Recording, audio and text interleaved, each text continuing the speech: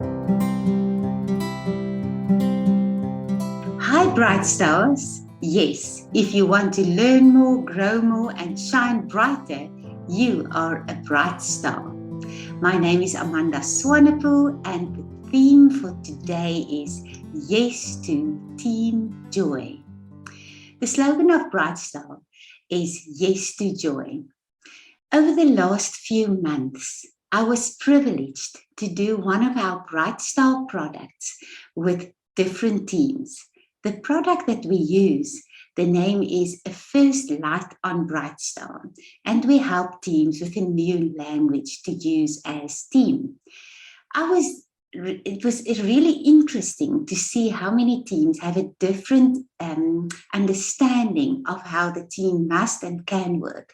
And I started pondering on this word, yes to team joy. Most of us work in one or two or even more teams.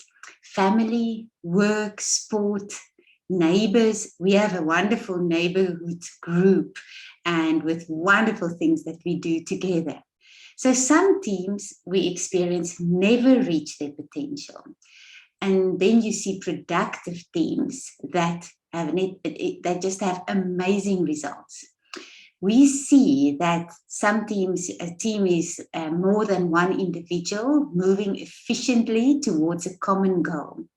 And we see in these teams new ideas flowing, quality products or services happening, high moral, inclusion of all members, good communication, not a lot of conflict, and enough space allowed for fun.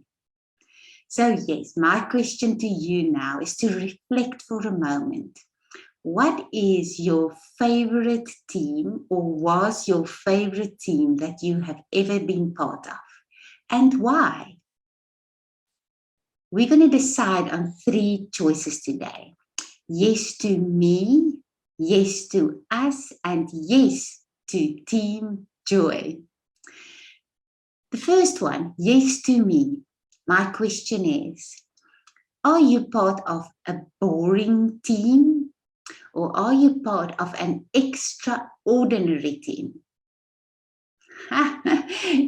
This question was a trick. It was a bit of a trap because you are part of the team. You make it a possibly boring team or possibly an extraordinary team. Your attitude, your decision to grow will impact your team. And if all else fails, your attitude will have a definite effect. In a team, every individual has something to contribute. If you look at a sports team, everyone in the team needs to be fit so that the team will have success. Edward Everett Hale said, I am only one, but I am one. I cannot do everything, but still I can do something. And because I cannot do everything, I will not refuse to do something that I can do. May I never underestimate my contribution. Great teams celebrate each other's contribution. What I've learned from my current team, and I'm so glad that I can tell you that, is that we really focus on continuous growth. It's one of our values. And as individuals in our team, we grow in our skills. We know, all of us, our individual values. We know our individual purposes. We know the team's values. We know the team's purpose. We understand our contribution to the team and we know our strengths and we celebrate our strengths. But what I've really experienced is that because we are growing individually, it is strengthening the team all the time. So we know we have not arrived yet, but I think it's something worthwhile sharing with you, that this is definitely helping our team to grow and make an impact. The second thing that we need to talk about today, the first one was to make a decision, yes to me. The second one is to make the decision, yes to us. John Maxwell says people focus too much attention on the dream and too little on their team. I read one person saying, my kind of team is a whole lot of people doing exactly what I'm telling them to do. That is not a good team attitude. Norman Sheedle said, a group becomes a team when each member is sure enough of himself and his contribution to praise the skills of others. When we can look away to the rest of the team, then the fun starts. Louis B. Ergen said, the ratio of we's to I's in our team is the best indicator of the development of our team. Let's watch this little video and see what a team can do when they do it together.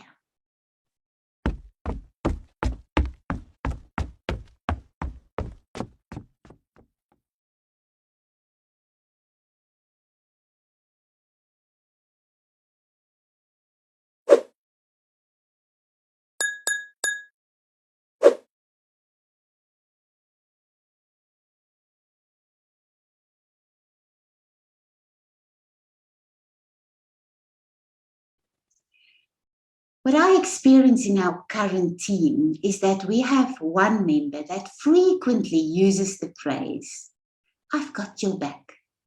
Or sometimes she'll say, thank you for protecting my back.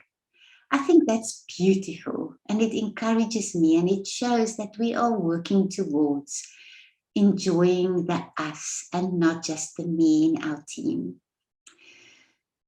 There's this talk about the Mount Everest, a group of climbers that wanted to climb Mount Everest. And the leader at one moment said to the mountain, you are as big as you will ever be, but we can grow stronger. That's our attitude in teamwork. And I hope that you would also say, we can grow stronger.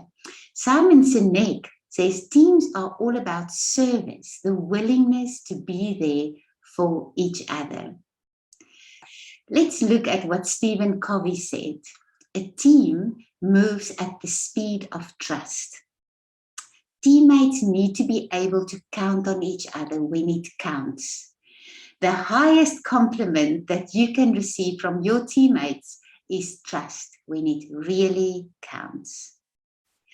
Teamwork begins by building trust, and the only way to do that is to overcome your need for invulnerability, is what Patrick Lancihoni said.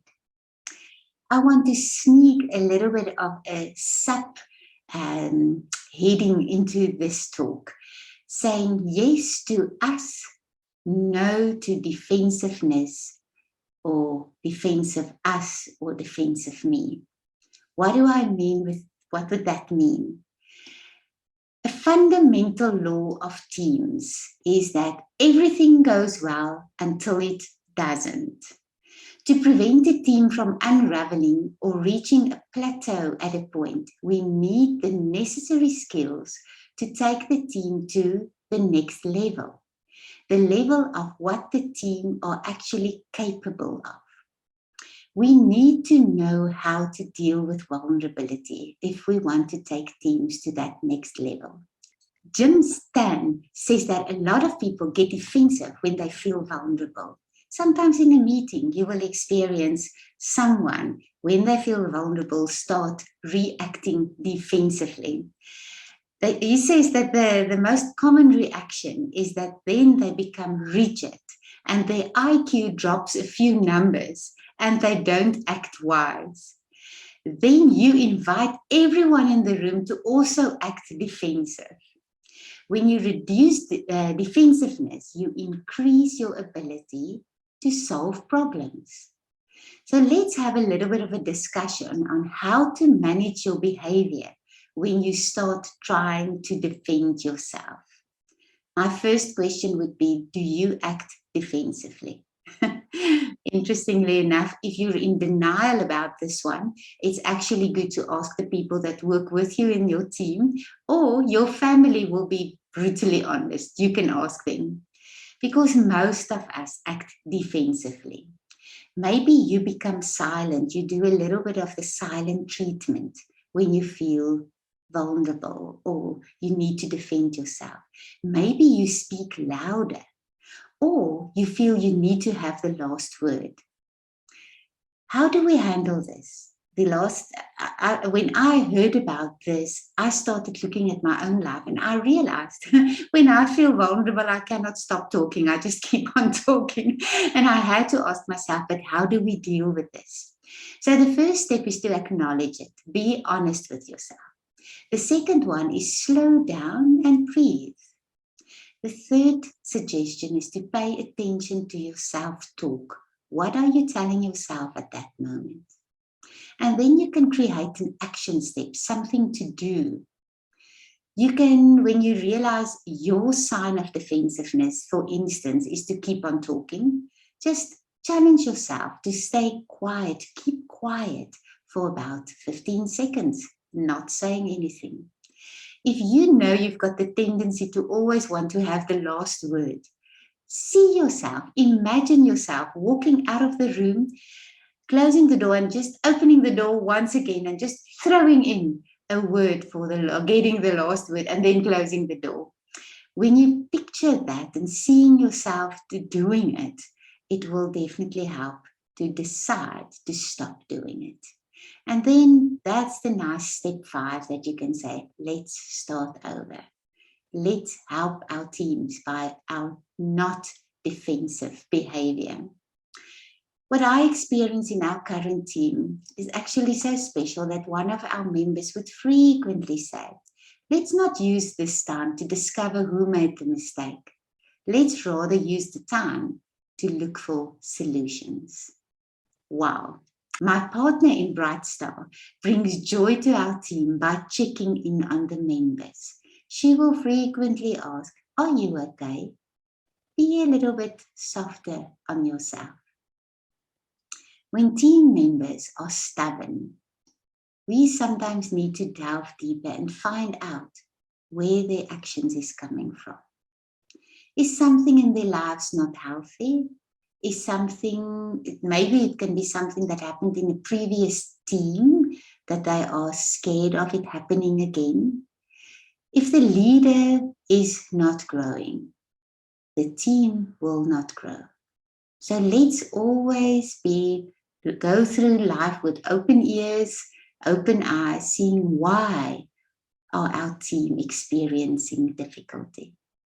We spoke about yes to me, to grow personally so that the team can benefit.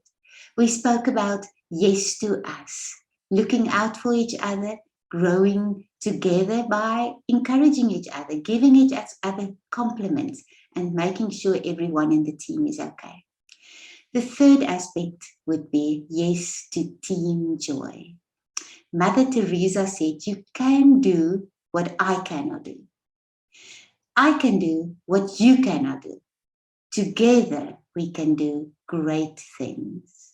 Do you believe that? Have you tasted the most amazing experience of teams that experience team joy? My mother always said in her married life, well, I am married now, I can just as well make it fun.